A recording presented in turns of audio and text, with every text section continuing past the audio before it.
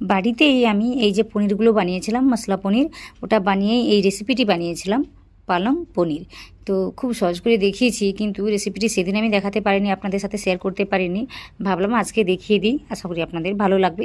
তাছাড়া একদম সহজ উপায়ে কিভাবে রান্না করা যায় এই রেসিপিটি সেটাই দেখিয়েছি, আশা করি আপনাদের অনেক কাজেও আসবে। আর যদি ভালো লাগে আমার এই রেসিপিটি, তাহলে আমার ভিডিওতে একটা লাইক দিতে ভুলবেন না। নতুন কেউ হয়ে থাকলে অবশ্যই আমার চ্যানেলটিকে সাবস্ক্রাইব করে নেবেন, তো এইভাবে আমাকে সাপোর্ট করবেন। তার আগে নমস্কার, কেমন আছেন সবাই? আশা করি ভালো আছেন। শুভ্র শান্তি ব্লগে আপনাদের সবাইকে স্বাগত জানাই, আমি শান্তি। আপনারা তো দেখলেন পনিরগুলো কিন্তু একদমই হার্ড হয়ে যায়নি, মানে ওই শক্ত শক্ত হয়ে যায়নি, খুব নরম রয়েছে। তো ওটা বাজার থেকে কেনা হোক বা আমার বাড়িতেই বানানো হোক না কেন, আমি যেভাবে রান্না করি সেভাবে রান্না করলে কিন্তু এইভাবে কিন্তু সফট থাকবে। কিভাবে কি করলে এই পনিরগুলো একদম সফট থাকবে, নরম থাকবে, সেটা কিন্তু এই ভিডিওর মধ্যেই আমি দেখিয়ে দিয়েছি। তো ভিডিওটি মন দিয়ে দেখুন। তো এখানে আমি কি করেছি, 3 চামচের মতো টক দই নিয়েছি। তারপর আমি এখানে 1 চামচের মতো ওই যে জিরে গুঁড়ো, ধনে গুঁড়ো আর গরম মশলা হাফ চামচের মতোই নিয়েছি। তারপর 1 চামচের মতো লঙ্কা গুঁড়ো আর কি বলবো, হাফ চামচের একটু কম হবে হলুদ গুঁড়ো, ওটা নিতেও পারেন আবার নাও নিতে পারেন। আমি অল্প করেই দিয়েছি। দেওয়ার পর সব কিছুকে ভালোভাবে মিশিয়ে নিচ্ছি, একটা থিক পেস্ট বানিয়ে নিচ্ছি। তো এটা অবশ্যই করে নিতে হবে আগে থেকে, তাহলে কিন্তু কাজটি খুব সুন্দরভাবে হবে। তো এইভাবে করে নিলে কাজটা অনেকটা কি বলবো, সময়টাও অনেক কম লাগবে। তো দেখুন, আশা করি আপনাদের অনেক কাজে আসবে বা ভালো লাগবে। তো এখানে কি করেছি, কড়াইতে একটু জল নিয়ে গরম করে নিয়েছি। তাতে আবার এখানে দিয়েছি ওই যে অনেকগুলো পালং শাক, ওইগুলোকে বেছে নিয়েছিলাম, ধুয়ে নিয়েছিলাম। তো ওইগুলো দিয়েছি, সাথে দিয়েছি পেঁয়াজ। আপনারা যদি নিরামিষভাবে খেতে চান তাহলে কিন্তু এখানে কোনো রকম পেঁয়াজ রসুন কিছুই দিতে হবে না। তাও কিন্তু আজকে আমি ওই যে রসুন ছাড়াই রান্নাটি করব। তো একদম সহজভাবে দেখিয়েছি, শুধু রেসিপিটি দেখুন, অনেক কাজে আসবে আপনাদের। তো এখানে দেখুন পেঁয়াজগুলো দিয়ে এইভাবে ঢাকা চাপা দিয়ে আমি বলতে পারেন 3 থেকে 4 মিনিটের জন্য রান্নাটি করে নিয়েছি। তো এইভাবে করে নিলে কিন্তু শাকগুলো বেশি একটা সেদ্ধ হয়ে যায় না, কিন্তু বেশ সুন্দর একটা কালার চলে আসে। তো সেই কারণে এইভাবে আমি কাজটি করে নিয়েছি। তো এখানে আমি কি করেছি, একটু ঠান্ডা জল নিয়েছি, একদম ঠান্ডা রয়েছে, ফ্রিজ থেকে আমি নিয়েছি। নেওয়ার পর এতে আমি এই যে শাকগুলো দিয়ে দিচ্ছি। তো এইভাবে করে নিলে কিন্তু কালারটি একদম সুন্দরভাবে চলে আসবে। তো এইভাবে মোটামুটি একটু ঠান্ডা করে নিতে হবে। তো ঠান্ডা হয়ে গেলে কি করতে হবে সেটাও আমি বলে দিচ্ছি কি করতে হবে। শাকগুলো একটু ঠান্ডা হয়ে যেতেই আমি একটা মিক্সার জার নিয়েছি, এই যে একটু বড় করেই নিয়েছি। নিয়ে ওই শাকগুলো আমি দিয়ে দেব, আর পেঁয়াজটাও দিচ্ছি। সাথে সাথে এখানে আগে থেকে একটা অন্য রেসিপির জন্য ওই যে আদাটা গ্রেট করা ছিল, বা ওই যে লঙ্কা কুচি, ধনেপাতা কুচি সব কিছু ছিল, ওইগুলো আমি দিয়েছি। তো এগুলো একটু বেশি করে দিতে হবে, বিশেষ করে ধনেপাতাটা আমার কাছে অতটাই ছিল, আমি দিয়েছি। এখানে 4টে কাঁচা লঙ্কা আমি দিয়েছি, ওখানেই কোচানো ছিল। তো সব কিছুকে দিয়ে একদম ফাইনভাবে পেস্ট বানিয়ে নিয়েছি। দেখতেই পাচ্ছেন কত সুন্দরভাবে কালারটি এসেছে। এইদিকে কড়াইতে একটু তেল দিয়েছি, সাথে একটু বাটার দিয়েছি। তো এটা দিয়ে যদি আমি পনিরগুলো ভাজি, তাতে কিন্তু খেতে খুব সুন্দর লাগে। এখানে পনিরগুলোকে আমি খুব কড়া করে ভাজবো না, একদম হালকা করেই ভেজে নেব। তো আপনারা চাইলে কিন্তু ওই যে একদম লাল করেও ভেজে নিতে পারেন। আমি এখানে একদম হালকা করে ভেজে নিচ্ছি। এতে করেই কিন্তু পনিরগুলো বেশ সফট থাকবে, নরম থাকবে, খেতে বেশ ভালো লাগবে। তো আপনারা চাইলে একটু লবণও দিতে পারেন, কিন্তু আমি এই যে পনিরগুলো বাড়িতেই বানিয়েছি, যার কারণে আমি একটু লবণ দিয়ে রেখেছিলাম, আমি সেই জন্য আর দিলাম না। আপনারা চাইলে কিন্তু একটু দিতে পারেন, আর একদম লাল করেও ভেজে নিতে পারেন। তো আমি এরকম করে ভেজে নিচ্ছি। এতে করে কি হবে, পনিরগুলো একদম সফট থাকবে।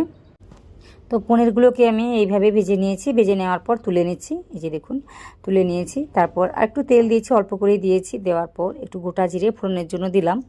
তারপর আমি কি করেছি, এখানে ওই যে দইয়ের সঙ্গে অনেকগুলো মশলা দিয়ে পেস্ট বানিয়ে রেখেছিলাম না, ওটাই দিয়েছি।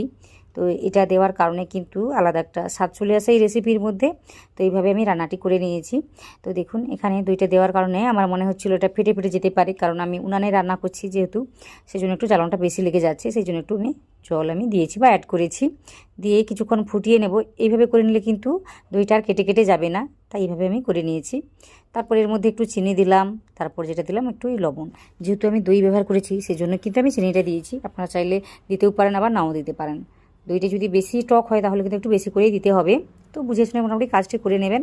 তারপর এখানে মোটামুটি কষিয়ে কষিয়ে দেখুন তেলটা কিন্তু ভেসে উঠছে এইভাবে। তো বোঝাই যাচ্ছে ভালোভাবে মশলাগুলো কষানো হয়েছে।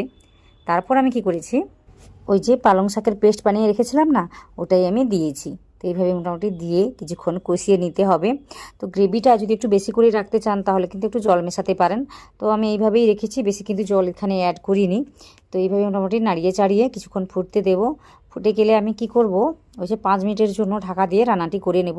তাতে করেই কিন্তু পালং শাকের যে একটা আলাদা কাঁচা গন্ধ, বা আমি এখানে যে পেঁয়াজ বা আদাগুলো আমি দিয়েছি না, তো ওর একটা গন্ধ কিন্তু একদমই চলে যাবে। তো এইভাবে রান্নাটি আমি করে নিয়েছি। দেখতেই পাচ্ছেন কালারটা কত সুন্দরভাবে চলে এসছে। তো সেভাবে কিন্তু কালারটি হারিয়ে যায়নি, মোটামুটি সুন্দরভাবে রয়েছে। তো এখানে আমি চেখে নিচ্ছি সব কিছু ঠিক আছে কিনা। মোটামুটি সব কিছু ঠিক আছে, এখানে আমি চেখে দেখে নিয়েছি। তারপর ভেজে রাখা পনিরগুলো দিয়ে দিলাম। তো এই রান্নাটি করতে কিন্তু বেশি একটা সময় লাগে না, খুব চটজলদি কিন্তু এই রান্নাটি করে নেওয়া যায়। তো আজকে আমি যেভাবে দেখিয়েছি আপনারা কিন্তু বাড়িতে থাকা উপকরণ দিয়েই কিন্তু সহজেই রান্নাটি করে নিতে পারবেন। তো দেখুন মোটামুটি এইভাবে নাড়িয়ে চাড়িয়ে আরও কিছুক্ষণ রান্না করে নেব, ওই যে 5 মিনিটের জন্য, বেশিক্ষণ ধরে আমি রান্নাটি করব না।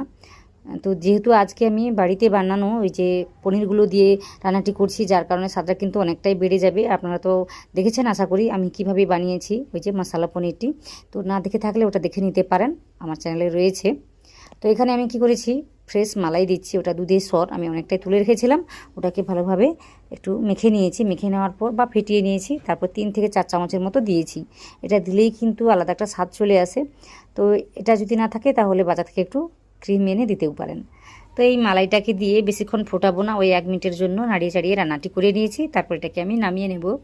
বাড়িতে যদি ওই 1 চামচের মতো মালাইটা থাকে তো ওটাই দেবেন, বাইরে থেকে কিনে দিতে হবে না। এতে করে কিন্তু স্বাদটা অনেকটাই বেড়ে যায়, এটা আমি দেখেছি।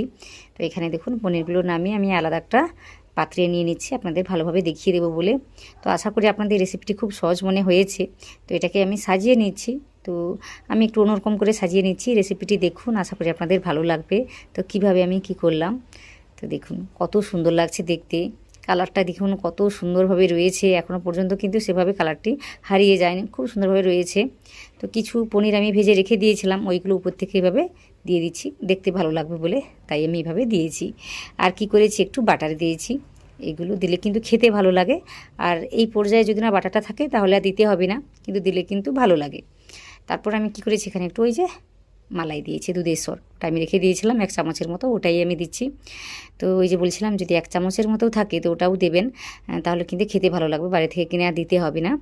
তো আশা করি আজকের রেসিপিটি আপনাদের সহজ মনে হচ্ছে বা ভালো লাগছে। যদি ভালো লাগে তাহলে সেটা আমাকে কমেন্ট করে জানাবেন, তাহলে আমার ভীষণই ভালো লাগবে। আর নতুন কেউ হয়ে থাকলে অবশ্যই আমার চ্যানেলটিকে সাবস্ক্রাইব করে নেবেন, এইভাবে আমাকে সাপোর্ট করবেন। আর এখানে একটা পনির আমি আপনাদের কেটে দেখাচ্ছি, দেখুন কত সফট হয়েছে, ভীষণই কিন্তু সুন্দরভাবে সফট রয়েছে, খেতে কিন্তু দুর্দান্ত হয় এই রেসিপিটি। এটা কিন্তু ভাত, রুটি, যে কোনো লুচি বা পরোটার সঙ্গে খেতে কিন্তু দুর্দান্ত লাগে। তো একবার বানিয়ে খেতে পারেন। আর এইভাবে পনিরটাকে কাটিয়ে বা বসিয়ে আমাকে জানাবেন কিভাবে আপনারা কাটালেন বা স্বাদটা কতটা বেড়ে যায়, ওটা কিন্তু কমেন্টে অবশ্যই জানাবেন। আশা করি আজকের রেসিপিটি আপনাদের অনেক কাজে আসবে বা আপনারা অনেক কিছু জানতে পারলেন। আর যদি ভালো লাগে সেটা কিন্তু কমেন্টে জানাবেন। তাছাড়া কোনো রকম রেসিপি দেখতে চাইলে কিন্তু আমাকে জানাবেন, আমি কিন্তু খুব সহজ করে বা ঘরোয়াভাবে কিভাবে রান্না করতে হয় সেটা কিন্তু দেখিয়ে দেব। আমি যেভাবে রান্না করি ঠিক সেভাবেই দেখিয়ে দেব। আশা করি আপনাদের ভালো লাগবে বা সহজ মনে হবে। তাহলে অবশ্যই একটা কমেন্ট করবেন। আপনারা ভিডিওগুলো দেখেন কিন্তু আমার চ্যানেলটিকে সাবস্ক্রাইব করেন না, আপনাদের কাছে অনুরোধ অবশ্যই আমার চ্যানেলটিকে সাবস্ক্রাইব করে নেবেন। আর এতক্ষণ ধরে আপনারা আমার ভিডিওটি দেখেছেন, তাই জন্য আপনাদের সবাইকে ধন্যবাদ জানাই।